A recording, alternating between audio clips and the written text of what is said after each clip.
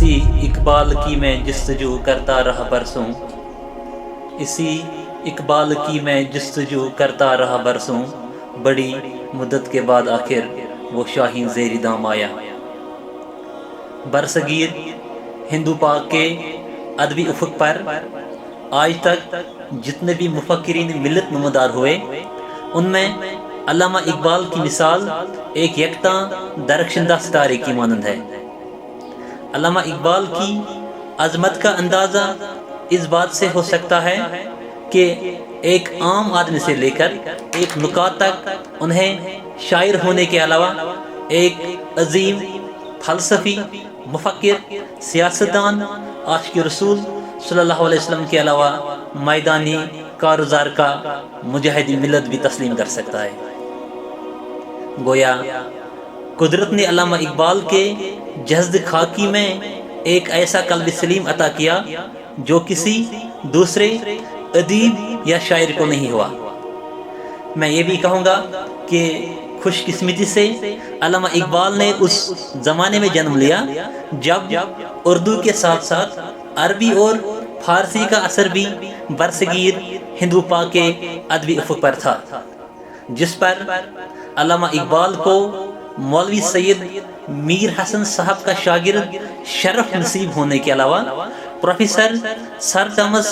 Arnold جیسے استاد کی رہبری بھی نصیب ہوئی، جنہوں نے سونے پر سہاگے کا کام دیا۔ علامہ اقبال کی شاعری کا جو باقاعدہ آغاز ہے وہ نالہ یتیم لکھنے سے ہوا۔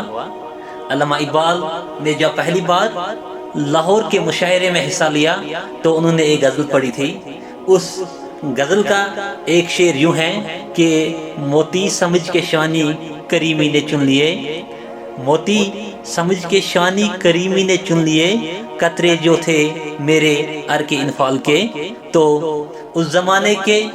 چوٹی کے شاعر جو تھے مرزا ارشد گورگانی، انہوں نے بڑی حیرانگی سے کہا سبحان اللہ اس عمر میں یہ شعر، اور انہوں نے اس محفل میں یہ بھی کہا تھا کہ علامہ اقبال وقت کے سب سے عظیم شعراء میں سے شمار۔ اس دور کی علامہ اقبال کی جو اولین نظمیں ہیں ان میں ایک نظم حمالہ ہے، اور انہوں نے کئی نظمیں لکھی جو خاص کر بچوں کے لیے لکھی تھی، جیسے کہ گائے اور بکری، ایک پہاڑ اور گلہری، یا مکڑا اور مکھی، یا خاص کر جو بچوں کے لیے دعا انہوں نے لکھی جو ہر سکول میں پڑھی جاتی ہے کہ لب پہ آتی ہے دعا بن کی تمنا میری، زندگی شمع کی صورت ہو خدایا میری۔ تو علامہ اقبال کی نظموں کے ساتھ ساتھ ان کی جو بلندی ہے وہ عروج پر پہنچی، اور اسی دوران علامہ اقبال نے شکوہ بھی لکھا تھا۔ جیسے علامہ نے شکوے میں لکھا تھا کیوں ضیاء کار بنوں سودے فراموش رہوں، فکرے فردا نہ کروں محو غم دوش رہوں،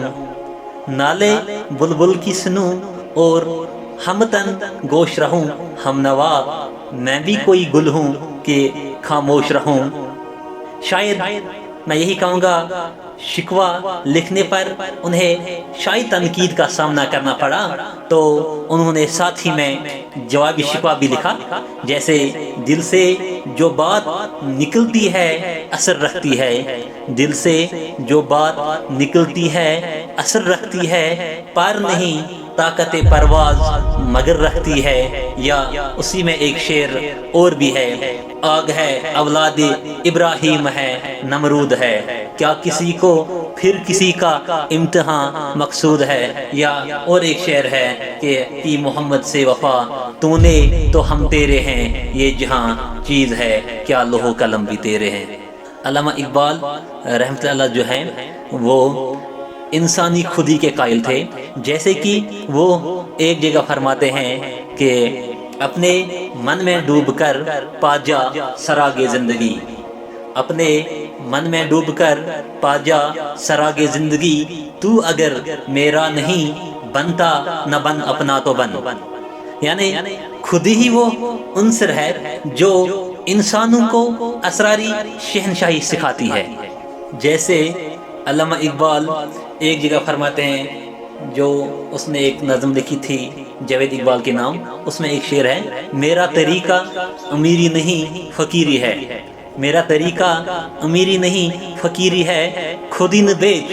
غریبی میں نام پیدا کر۔ خاص کر علامہ اقبال نے نئی نسل جو ہے ان میں انقلابی روحوں کی،